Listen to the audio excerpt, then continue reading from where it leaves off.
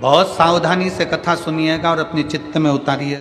शिव महापुराण की कथा जिसके घर में चल रही है, जिसके टीवियों पर चल रही है, जिसके फेसबुक यूट्यूब पर चल रही है, जिसके मोबाइलों में चल रही है, घर में भले 5 मिनट शिव महापुराण की कथा चले, पर प्रतिदिन अपने मोबाइल को चालू कर 5 मिनट शिव पुराण चालू कर छोड़ दिया। घर में टीवियों पर अगर कथा आए तो भले सुनो चाहे नहीं सुनो, 5-10 मिनट उस टीवी को चालू कर छोड़ा करो, जिससे वो शिव महापुराण के शब्द हमारे घर के वातावरण को शुद्ध करें। मंदोदरी धर्म पत्र गया मंदोदरी के हाथ, मंदोदरी दौड़ के रावण के पास पहुंची। लंकेश की जय हो, लंकाधिपति की जय हो। रावण ने सोचा आज तो बड़ी जय जयकार हो रही मेरी, और मेरी धर्म पत्नी कर रही है। क्योंकि जिंदगी में केवल एक धर्म पत्नी ऐसी होती है, वो हर कभी पति की जय जयकार करती ही नहीं कभी जिंदगी में। किसी की भी पत्नी हो वो कभी जिंदगी, तुम देखना अच्छे से अच्छे विद्वान की भी पत्नी होती है ना, विद्वान से विद्वान की पत्नी भी होगी, किसी विद्वान से विद्वान पंडित की भी पत्नी होगी तो एकादशी पड़ोसन से पूछ के करेगी, पति से नहीं। सोमवार करेगी तो व्रत करेगी, कोई हड़तालिका तीज का व्रत है, चतुर्थी का व्रत है, पंचमी का, जो भी व्रत करेगी पति से नहीं पूछेगी। इतना विद्वान पंडित, उससे दुनिया पूछने आ रही और वो पड़ोसन से पूछे तू कब करेगी, उससे पूछ रहे। और बेचारा पति को बुरा नहीं लगे, बता हम तो विद्वान, हमसे दुनिया पूछ रही और ये पड़ोसन से पूछ रहे। इसमें पत्नी की गलती नहीं, इसमें पति की सबसे बड़ी गलती है। पति ने हाथ करके अपनी इज्जत खराब करी। एक महाराज जी थे प्रवचन में बोल रहे थे कि चतुर्मास में 4 महीना बैंगन नहीं खाना चाहिए। पत्नी भी बैठी थी, सुन लिया उसने, घर गई, सारा बैंगन उठा के नल्ले में पटक दिया नाली के अंदर। पति आया शाम को, ला भोजन ला, उन्हें भोजन दी, मूंग की दाल ने रोटी। क्यों रही बैंगन कहां गया, कल तो लाया था मैं 80 रुपए का बैंगन की सब्जी बनाने के लिए। पत्नी बोली तुम ही तो बोले थे प्रवचन में, कथा में, कि 4 महीना चतुर्मास में बैंगन नहीं खाना चाहिए। मैं उठा के सब फेंके घोड़ा पे। पति सिर पे हाथ रख के बोला, अरे ओ भाग्यवान, चौकी की कथा चूल्हे में क्यों लाई। अब खुद ही काम बिगाड़ते, खुद ही बता क्यों। मंदोदरी ने कहा स्वामी आपने कभी ब्राह्मण कर्म नहीं करा। रावण कहता ब्राह्मण कर्म क्या होता है, मैं जनेऊ पहनता हूं, त्रिपुंड लगाता हूं, शिव का पूजन करता हूं, ये ब्राह्मण कर्म ही तो है। मंदोदरी कहती है इसको ब्राह्मण कर्म नहीं कहते, ब्राह्मण कर्म वो होता है जो जजमान के यहाँ जाए, भोजन करके दक्षिणा लेकर आए। रावण कहता मेरे जैसे दशानंद को कौन भोजन कराएगा। मंदोदरी के फालतू की बात छोड़ो, ऐसे बहुत सारे पड़े जो तुम्हें भोजन कराने को तैयार, तुम जाओगे। रावण कहने लगा अगर कोई अच्छा विद्वान मेरे को जिमाना चाहता चले जाऊंगा। जाओगे पक्का बोलो, जाऊंगा, जाओ। राजा दशरथ ने बुलाया। रावण मंदोदरी के कहने पे सोने का मुकुट नीचे रख दिया। रावण विद्वान था, उसको मालूम था राम के दरवाजे पर जा रहा हूं, अहंकार का मुकुट पहन के जाऊंगा तो राम नहीं मिलेगा। मुकुट नीचे चला, दरवाजे पर पहुंचा। दशरथ जी को मालूम पड़ा ब्राह्मण आया है भोजन करने। दशरथ जी आए, रावण के चरण पखारे। राम जी ऊपर से खड़े खड़े देख रहे थे। राम जी ने देख लिया आज मेरे पिताजी रावण के चरण पखार रहे हैं, तो ये रावण मेरे घर में भोजन करने आया है। आज मेरे पिता ने चरण पखारे हैं तो एक ना एक दिन मैं भी पखारूंगा। ये देखो पिता के संस्कार। आज इसने कहते ना, गायत्री परिवार वाले नहीं कहते हम सुधरेंगे, बोलो जम के, युग हम बदलेंगे, युग बदलेगा। कब बदलोगे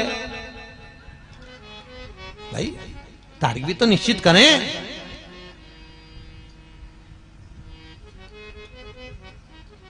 एक माता पिता ने अपने बच्चे को समझाया, सुन शाम को गुरुजी आएंगे, प्रणाम करना हो। हाँ, शाम को गुरुजी आए, चल प्रणाम करके नहीं करना। पिताजी ने 2 धर के दिया, गुरुजी प्रणाम कर, नहीं करना। बच्चा रोने लगा। इतने में मां आ गई, मां ने कहा बेटा प्रणाम कर ले, गुरुजी हैं, नहीं करना। मां ने भी धो दिया उसको मोगरी उठा के। इतने में गुरुजी बोले काहे को मार रहे हो कि प्रणाम नहीं कर रहा। तो गुरुजी बोले नहीं कर रहा तो मत करने दो, कम से कम तुम दोनों तो करो। अब जैसे ही माता पिता ने प्रणाम करा, बच्चे ने साष्टांग दंडवत कर दिया, क्योंकि हम झुकेंगे तो आने वाली पीढ़ी झुकेगी। सही बोलो जीजियों। पहले जो गांव में घर होते थे या शहर में घर होते थे, उसका जो दरवाजा होता था चौखट, वो बहुत छोटी होती थी। सही है कि गलत है? बहुत छोटी। आपके गांव में तो आज भी होगी कई कई जगह, बहुत छोटी चौखट। और आजकल चौखट हो गई बड़ी। पहले छोटी चौखट इसलिए होती थी कि कितने भी बड़े परिवार की लड़की हमारे यहां शादी करके आ जाए, कितनी भी बड़े परिवार की बहू हमारे घर में आ जाए, झुक के चलना सीख जाए। नहीं झुकेगी तो 2-4 बार माथा भड़केगी चौखट पे, झुकेगी। आजकल चौखट हो गई ऊंची, तो बहुएं भी बोल तो रही डुकरिया बोल, वो काय को झुके, वो काय को झुकेगी। इसलिए निवेदन है, बहुओं को झुकाना है तो चौखट थोड़ी छोटी कर दो। अगर छोटी नहीं हो तो घर से एक पटिया खरीद ला, ठोक दो। वापिस थोड़ा झुकना सीखिए।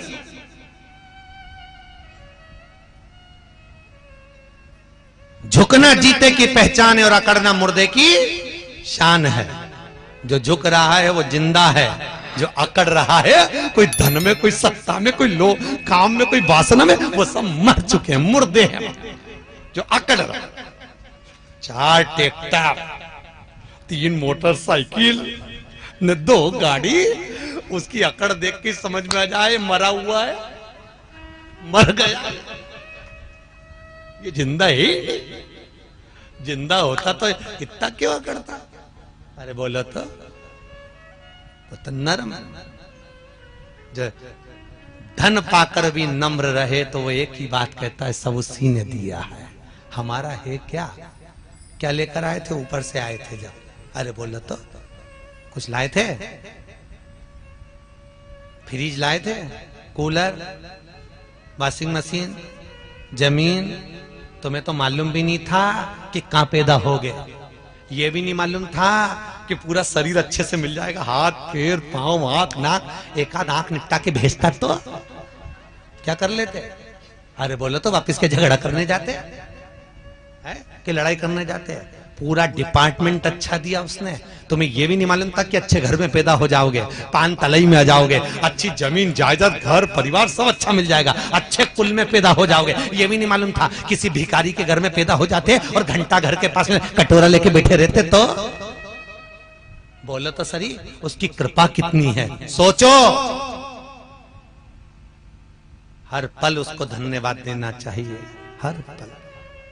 ये जायदाद दी है, ये औलाद दी है, मुसीबत में हर वक्त इमदाद दी है, तेरा ही दिया मैंने खाया पिया है, तेरा शुक्रिया है, तेरा शुक्रिया है। मुझे भोले बाबा ने बहुत दे दिया है, तेरा शुक्रिया है, तेरा। पर करे क्या? कई कई को तो इतनी अकड़, कई कई माता ही कह देती है वो तो मैं जिंदा हूं इसलिए घर चल रहा है, जिस दिन मैं मर गई आटे दाल का भाव मालूम पड़ जाएगा। तो जो डोकरी बोले उससे कहते आधा घंटा मरी जब मर जा, आधा घंटा क्या हो तुम्हारे कहने से? जबरदस्ती दिन भर पीछा पकड़ के बैठी तो बहू ये मत फेंक, बहू वो मत फेंक, इतनी रोटी बना ली, इतनी सब्जी बना ली, इतना फेंक दिया, इतना फेंक दिया। अच्छा ईमानदारी से बोलो, जिंदा हो तो तुम्हें दिख रहा है कि इतनी सब्जी बना ली, इतनी फेंक दी, इतनी फेंक दी। मर जाओगे तो क्या ऊपर से झगड़ने नीचे आओगे? तो क्या करना? शिव महापुराण की कथा कहती है, क्या किसको रोइए चादर तान के सोइए, आग लगे बस्ती में अपन रहो मस्त। क्या करना पड़ेगा? संत नामदेव जी के घर में लग गई आग। लोगों ने कहा नामदेव जी तुम्हारे घर में आग लग गई। नामदेव जी ने दूसरा कमरा और खोल दिया। नामदेव जी ने दूसरा कमरा खोला, अग्नि देवता से कहा जाओ अंदर और आओ, इसमें भी आग लगा, जला। गांव के लोग कहने लगे बताओ नामदेव पागल है। नामदेव जी की एक गोदड़ी एक कम्बल हेड़ लिया। रात को नामदेव जी से कहा नामदेव जी हमने ये बचा लिया, लो इसको ओढ़ लेना, सारा घर जल गया। नामदेव जी बोले काहे को बचाया? नामदेव जी ने कम्बल गोदड़ी ली, वो भी पटक, लो प्रभु ओढ़ ले लो, वो भी आग में पटक दिया। पूरे घर में आग लग गई, सब खाक हो गया। नामदेव जी आम के पेड़ के नीचे सो रहा है। गांव के सरपंच ने कहा एक कम्बल मत देना गांव के लोग, ये मूर्ख को, पागल को हमें पागल समझता है, हमने बचाया तो और आग में पटक दिया, और क्या क्या भगवान विष्णु है, भगवान विष्णु है, आग में भगवान विष्णु दिख दिया। बता, एक कम्बल मत देना गांव के लोग, कोई ने नहीं दिया। रात को नामदेव जी सो रहे थे आम के पेड़ के नीचे, ऐसी ठंड पड़े कड़ाके की। भगवान विष्णु को लगा नामदेव मेरा भगत अग्नि में मुझको देखा है, बेचारा मर जाएगा ठंड में। भगवान गए, आधी रात को उसका झोपड़ा बना दिया, मखमल के गद्दे तकिया लगा के उसको सुला दिया। गांव के लोगों ने सोचा चल के देखे, मरा कि जिंदा। दूसरे दिन गांव का लोग जो देखने गए तो मां तो झोपड़े में चकाचक मखमल का गद्दा तकिया ओढ़ के सो रिया। गांव के लोगों ने उठा के पूछा नामदेव जी तुम्हारा कोई रिश्तेदार आया था? नामदेव जी बोले मेरा तो एक ही रिश्तेदार वो आया था। हाँ, बहुत जोरदार झोपड़ी बनाई नामदेव जी। ए नामदेव तुम्हारे रिश्तेदार से कह के एक झोपड़ी हमारी भी बनवा दो। नामदेव जी बोले लगा आवाज।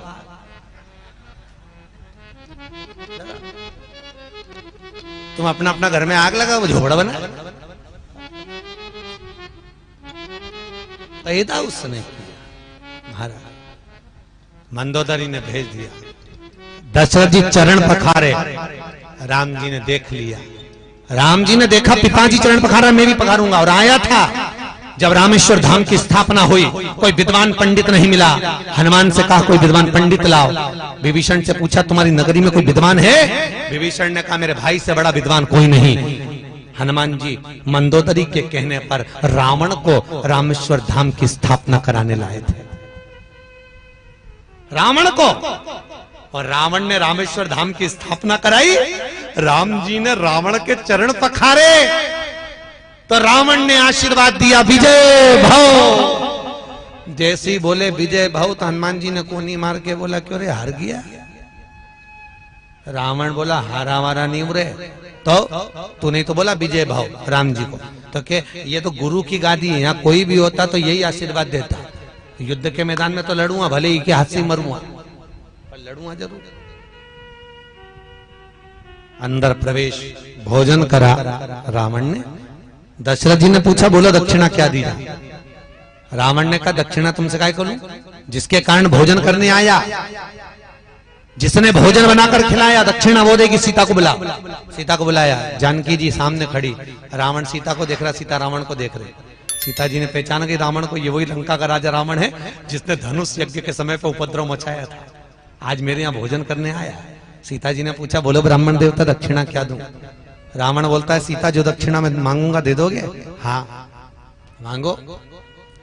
उधर मंदोदरी हाथ जोड़ के बैठी, सरस्वती मैया आज कुछ ऐसा चमत्कार कर दे, ऐसा चमत्कार कर दे कि मेरा पति का दूसरा जन्म नहीं हो, मोक्ष हो जाए, क्योंकि मैंने राम के दरवाजे पर भेजा है उसको, राम के दरवाजे पर कुछ कृपा कर दे। और रावण, सीता जी पूछ रही है दक्षिणा में क्या चाहिए?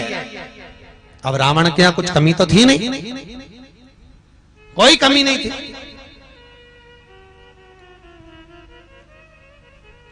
बस सरस्वती ने चाल चली, सीता जो मांगूंगा दे दोगी? सीता जी ने कहा मांगो क्या चाहिए? रावण मांग रहे थे मुक्ति, मुंह से निकल गई मुक्ति दक्षिणा में। सीता दक्षिणा में मुझे मेरी मुक्ति चाहिए। सीता जी कहती हैं दूंगी पर मैं नहीं दे सकती। सीता जी को मालूम था मुक्ति देने वाली मैं नहीं, मुक्ति देने वाला तो राम है। सीता राम के पास गई, दक्षिणा में रावण मुक्ति मांग रहा है। राम जी कहने दे दे। सीता जी कहती हैं अगर रावण को दक्षिणा में मुक्ति देना है तो पहले लंका में भक्ति को भेजना पड़ेगा। लंका में भक्ति जाएगी तब रावण को मुक्ति मिल पाएगी। राम जी कहते हैं लंका में भक्ति भेज दूंगा।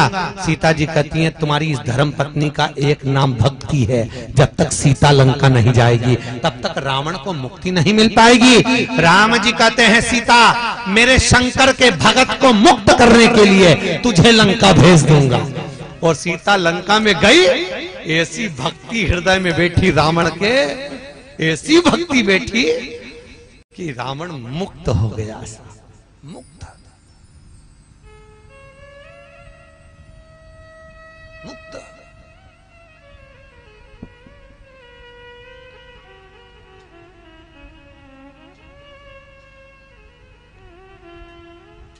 और उठा लो रामचरितमानस, कितने बाण छोड़े गए, जितने भी बाण छोड़े गए एक भी हृदय पे नहीं छोड़े गए, क्योंकि भगवान को मालूम था इसके हृदय में सीता बैठी हुई है। भक्ति, भक्ति के बल पर ही तो मुक्ति मिलेगी। महाराज शिव रामचरितमानस कर रही है, शंकर की कथा कर रही है, बिंदुक चंचुला का चरित्र कराए। बिंदुक ब्राह्मण कुल में जन्मा पर ब्राह्मण कर्म नहीं करा, चोरी कर लाता, ला कर देता पत्नी को, धर्म पत्नी को, और चोरी कर लाता पत्नी को देते जाता, चोरी कर लाता पत्नी को देते जाता। धर्म पत्नी और पत्नी का सबसे बड़ा अंतर है, पत्नी पति की कमाई को ले जाकर पार्लर में लगाती है और धर्म पत्नी पति की कमाई निकालकर शिव महापुराण में लगाती है। दोनों की कमाई में अंतर है महाराज, दोनों में। बिंदुक गया चोरी कर लाता था, ब्राह्मण कर्म कभी नहीं, ब्राह्मण कर्म से वंचित रहा। एक बार धन चुरा कर ला रहा था, दीवार पर से नीचे कूदा, मालूम नहीं था कि नीचे कुआं है, बावड़ी है, कूद गया, गिर गया, मर गया। शिव पुराण कहती है 3 तरह से मरे हुए व्यक्ति को मोक्ष नहीं है महाराज। पहला, पानी में डूबकर मरा हुआ। दूसरा, स्त्री के हाथ से मरा हुआ।